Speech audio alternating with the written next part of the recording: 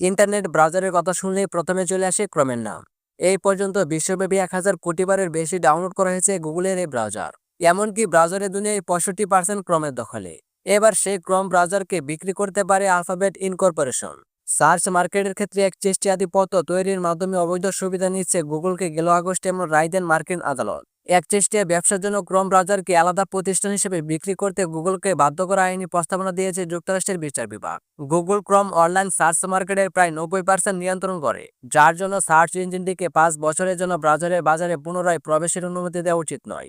এই পর্যবেক্ষণ দিয়ে বুধবার আদালতে প্রস্তাবনা দিয়েছে মার্কিন বিচার বিভাগ। ডিপার্টমেন্ট অব জাস্টিস যুক্তরাষ্ট্রের এক সরাসরি আইনজীবী বলেছেন, নতুন প্রস্তাবের মাধ্যমে বন্ধ করা যাবে বাজারের প্রতিযোগিতার ব্যবধান। গুগল তার সার্চ ইঞ্জিন ব্যবসার মাধ্যমে যুক্তরাষ্ট্রের অ্যান্টি-ট্যাক্স আইন লঙ্ঘন করা এই প্রস্তাব দিয়েছে বিচার বিভাগ। এটি অনুমোদিত হলে বিশাল অঙ্কের জরিমানার মুখোমুখি পড়তে হবে গুগলকে।